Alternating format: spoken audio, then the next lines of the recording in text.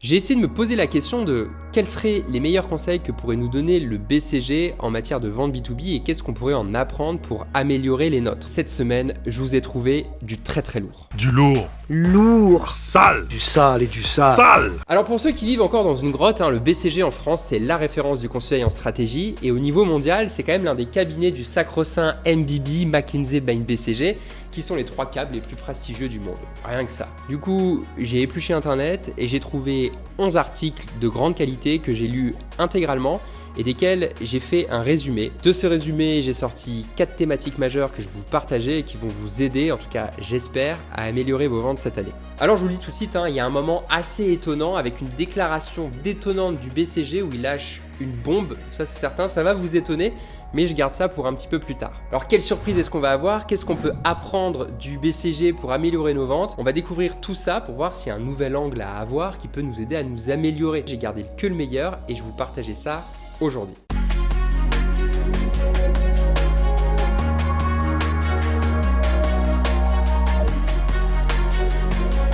Avant de commencer, comme d'habitude, pour ceux qui ne me connaissent pas, je m'appelle Quentin Despas, je suis un ancien directeur commercial et j'ai monté MIM, c'est une société de conseil et de formation qui aide les dirigeants et leur équipe commerciale à craquer le code de la vente pour obtenir plus de résultats avec une expertise très forte qu'on a quand même dans les logiciels SaaS. À côté de ça, je fais des vidéos sur YouTube comme aujourd'hui et je suis aussi sur LinkedIn pour aider un maximum de monde à performer en vente B2B et à remettre de l'intelligence et de l'honnêteté dans le métier de sales.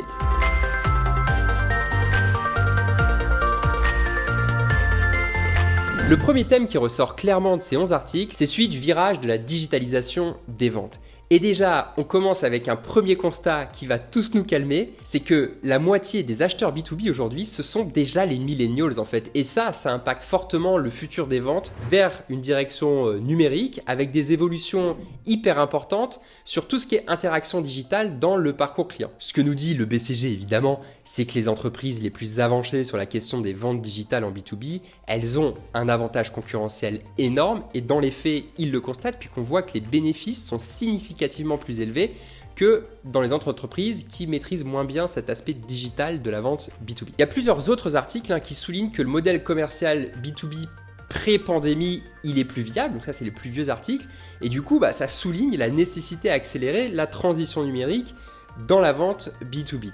Aujourd'hui, les entreprises, elles doivent offrir une expérience qui est omnicanale, on est présent partout, engageante, intuitive pour les clients. Et pour faire ça, on a toute une batterie d'outils numériques qu'il faut maîtriser et intégrer dans nos stratégies commerciales et notamment les sujets de données pour prendre des décisions qui sont plus intelligentes et pour être capable de mieux aider nos prospects dans leur parcours d'achat. Un autre sujet qui est beaucoup ressorti dans les différents articles que j'ai lus, c'est la nécessité pour les équipes de vente de créer des modèles hybrides, donc à moitié, à mi-chemin entre des commerciaux terrain qui font ce qu'ils savent faire, discuter avec les clients et créer des relations, mais aussi avec des équipes plus sur le numérique qui sont capables de créer de l'awareness en amont, en aval et de renseigner ces commerciaux pour les aider à mieux faire leur travail avec la data disponible et toute l'intelligence que les outils peuvent nous offrir. Un enseignement que j'aime beaucoup et que le BCG souligne, c'est la nécessité de se concentrer d'abord sur les relations à long terme et les clients avec lesquels on peut créer des choses à plus long terme plutôt que d'être bassement, je dirais, focalisé sur les ventes à court terme et les sujets très initiaux, très directs. Alors moi j'adore cette partie d'article avec ces graphes et ces schémas parce que d'après moi ils expliquent bien 2 choses hyper importantes. La première, c'est qu'aujourd'hui l'expérience globale elle est fragmentée en des lieux qui sont à la fois physiques et aussi digitaux tout au long du parcours d'achat. Et la deuxième chose que ça explique très bien, c'est que les attentes des prospects B2B aujourd'hui, elle est largement influencée par leurs expériences B2C. Et donc je pense que dans le temps, plus on avance et plus on va vers une convergence de plus en plus forte des modèles, même si quand tu regardes le B2B, c'est très en retard en termes de qualité d'expérience client par rapport au B2C. Avant de finir sur cette partie, 2 chiffres très intéressants sur l'impact du digital, mais pour les commerciaux cette fois-ci. Premier chiffre, c'est que selon une enquête de Salesforce, 58% des représentants des sales, ils estiment que leur rôle il a été modifié de manière permanente en raison de la pandémie. Rien de nouveau sous le soleil, mais 58% quand même. Autre chiffre, c'est que selon une enquête du BCG, il y a moins de 50% des vendeurs qui s'attendent à retourner au bureau, à reprendre les voyages à plein temps. Ça veut dire ici que cette expérience du remote et du virtuel, elle est réussie tant pour les acheteurs que pour les vendeur. Alors, merci le BCG, oui pour le digital, oui pour la vision des expériences B2B qui se dirigent et qui se calquent sur les expériences B2C. Et d'ailleurs, ça m'a tellement plu qu'il n'est pas impossible que je vous fasse une vidéo là-dessus dans peu de temps.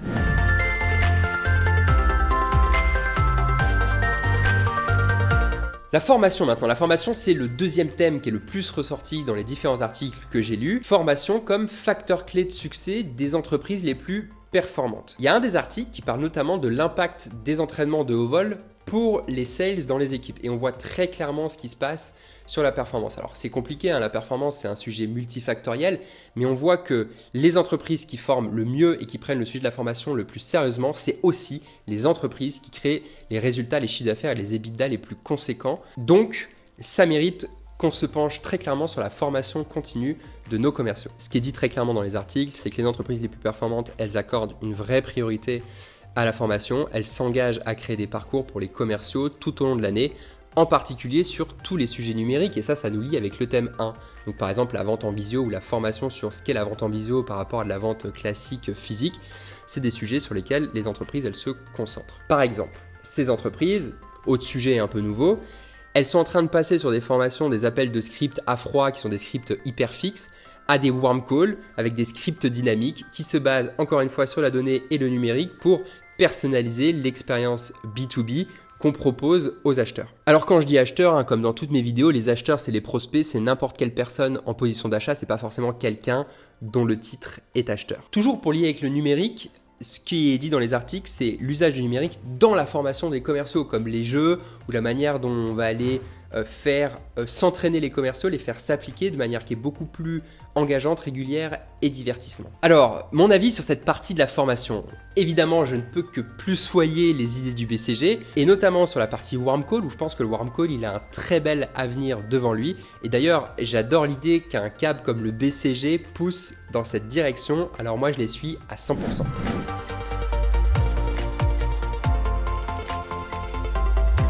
Troisième thème prédominant dans ces 11 articles, c'est l'inbound et l'importance du contenu. Alors à l'intro, je vous avais promis un instant choc, je vous avais dit que le BCG avait lâché une bombe et c'est maintenant qu'on en parle, puisque dans leur article du 5 avril 2016, 5 Selling Secrets of Today's Digital B2B Leaders, les consultants du BCG, ils lâchent une bombe et ils disent littéralement « Arrêtez les appels à froid ». Dans cet article, la firme américaine pousse pour que les entreprises s'appuient beaucoup plus sur des leads entrants qui viennent effectivement des canaux digitaux plutôt que sur des leads sortants, sur un processus de génération de leads sortant. Alors là-dessus, mon point de vue, il est à la fois très enthousiaste évidemment, mais il est aussi un peu plus nuancé. Je m'explique. L'inbound, en effet, c'est génial et on est les premiers chez MIM à bâtir une stratégie inbound de long terme qu'on se veut efficace. Mais quand on lance sa boîte ou quand sa stratégie inbound elle n'est pas encore prête, elle n'est pas mature, et ben l'outbound ça reste la voie qui a la vélocité la plus forte, la voie la plus facile à mettre en place pour obtenir des résultats de court terme les meilleurs.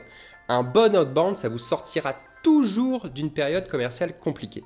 Alors pour moi, c'est pas inbound ou outbound, c'est les deux, avec des usages, des forces et des faiblesses qui sont bien différentes et qu'il faut savoir exploiter. Là où en revanche je suis très enthousiaste, c'est pour dire que l'inbound c'est une révolution et ceux qui ne bâtissent pas maintenant des stratégies inbound, ils vont s'en mordre les doigts amèrement dans quelques années. Pour appuyer ça, je vous mets les quelques schémas que j'ai trouvés, que je trouve hyper intéressants, qui ont été conçus par le BCG et qui nous proposent une vision de l'inbound qui peut être vue comme efficace pour votre prospection commerciale.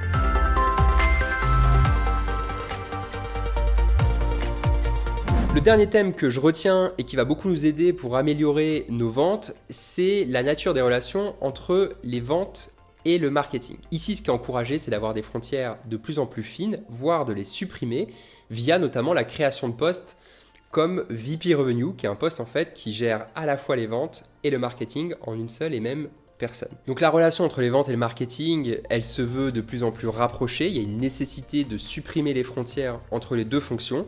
Et pour ça, on a inventé un poste, c'est celui de VP Revenue qui gère à la fois le Head of Sales et le Head of Marketing. Si on lit ce phénomène avec la digitalisation globale des ventes, on se rend compte qu'historiquement, l'approche one-to-many, c'était un skill beaucoup plus marketing que vente, que le numérique, c'était un skill beaucoup plus marketing que vente.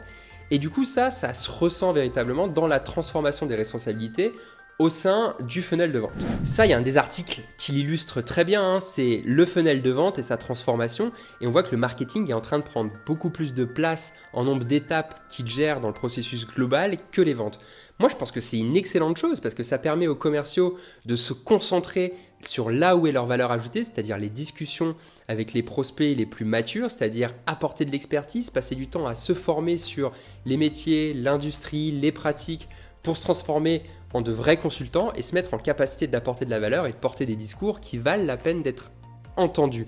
Et ça, c'est possible parce que le marketing s'occupe de plus en plus de tout ce qu'il y a avant et notamment de la génération de leads. Et ça, messieurs les commerciaux, c'est une bonne nouvelle parce que ça veut probablement dire qu'on va vous demander de moins en moins de prospecter. Alors profitez-en et enthousiasmez-vous de ce changement. Est-ce que le marketing va nous sauver ? Je ne sais pas, mais j'ai l'impression qu'on est en bonne direction pour. Alors ce phénomène, pour vous, dirigeants et leaders commerciaux, qu'est-ce que ça veut dire ? Ça veut dire qu'il faut se battre pour rapprocher vos deux départements et les faire collaborer comme jamais. Collaborer. Collaborer. Faites-les travailler ensemble et cassez toute frontière, quitte à créer ce fameux département revenu géré par une seule personne. C'est le fameux VP Revenu, Head of, Directeur du revenu. Vous dites ce que vous voulez, mais s'il vous plaît, faites-le. Ce que j'ajoute, c'est la nécessité d'avoir une réflexion sur les départements par utilité pour l'entreprise et non pas par caractéristique du métier. Autrement dit, il vaut mieux un département acquisition de nouveaux clients et dans ce département, vous mettez tous les métiers qui participent à cet objectif, c'est-à-dire market, sales, growth, communication, tout ce que vous voulez. Mais en tout cas, essayez de réfléchir par fonction et utilité pour l'entreprise plutôt que par fonctionnalité métier. Ça fait longtemps qu'on en parle, mais maintenant, vous n'avez plus d'excuses, alors au boulot. Concrètement, ce qu'on peut retenir de ces 11 articles, c'est que tout converge vers les mêmes conclusions. Et je dois vous dire que je suis plutôt enchanté de ce futur qui s'annonce très excitant. C'est possible que vous vous sentiez potentiellement dépassé par cette digitalisation massive autour du métier de commercial et que vous ne vous sentiez pas totalement armé pour rester compétitif. Si c'est le cas, ne vous inquiétez pas, il est encore temps de passer à l'action. Il faut passer à l'action maintenant, bien choisir vos initiatives prioritaires à mener pour pas tout mener de front parce que vous risquez de ne rien finir à court terme. J'ajoute donc tout le contenu dans la description et si vous ne trouvez pas ce que vous cherchez, comment j'ai fait pour accéder à cette donnée ? Bien c'est simple, j'ai tapé vente B2B sur leur site et j'ai regardé tous les articles de blog qui en ressortaient. Alors maintenant, pour performer en vente complexe et en particulier en vente SaaS, remettre de l'intelligence et de l'honnêteté dans le métier de sales, n'oubliez pas de vous abonner à la chaîne parce qu'en plus ça va vous permettre d'accéder à la vidéo de la semaine prochaine. C'est sympa pour moi et ça fait marcher l'algorithme. Il faut quand même noter que 70% d'entre vous qui me suivez ne sont pas abonnés et ça c'est quand même dommage. Abonnés ou pas abonnés, on se retrouve sur LinkedIn ou dans une semaine au même endroit ici sur YouTube et d'ici là, comme d'habitude, je vous souhaite d'excellentes ventes.